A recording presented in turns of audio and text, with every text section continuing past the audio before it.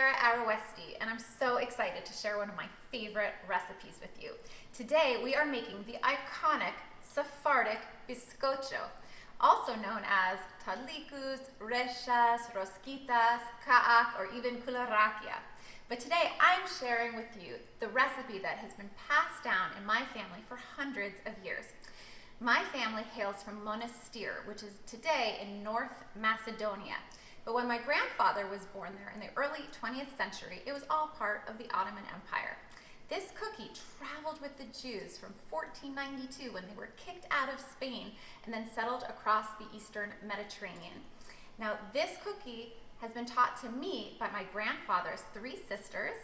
So this cookie is perfect for all occasions because, well, maybe not Passover, but otherwise it's an oil-based cookie. There's no butter, so it's kosher and can go with any meal.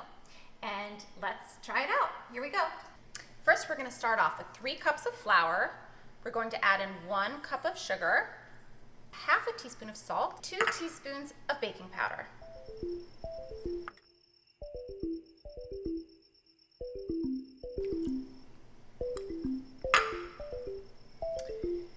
Oil, we're just going to use half a cup of vegetable oil, and vanilla, 1 teaspoon of vanilla.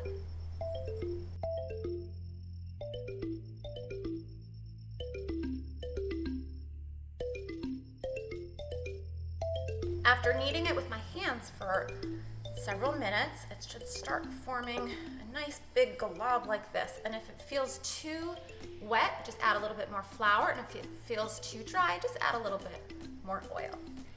And I start just rolling it out with my hand slowly until it makes a snake. So I've worked my dough into a snake. Sometimes the dough is a little bit easier to work with if you put it in the refrigerator for a couple of hours. But here I have my snake, and I am going to start at one end, and with a small paring knife, I'm going to cut 12 slits at about 10 o'clock if you're looking at a clock. So here we go. 1, 2. Right after the 12th, I'm gonna cut it, and look what happens. I'm gonna bring the dough around, and I'm just gonna pinch the end so it makes a circle. All right, the last step is we're gonna take an egg wash. Really just 1 egg is fine. We're gonna lightly wash the top of the cookies. Okay, now that we're done with our egg wash, we get to do the sprinkles. So I like to use just plain old sesame seeds, but I know some families like to use sprinkles even for kids, or chopped walnuts, or you can forego the egg wash and even do some powdered cinnamon sugar, which is really yummy. So it's really up to you. This is optional, but I think the classic way is to use sesame seeds. Okay, look how beautiful these are looking. And now we're done, and we are ready to put them in the oven. I preset the oven to 350 degrees, and now we'll put them in. Ooh, these look beautiful.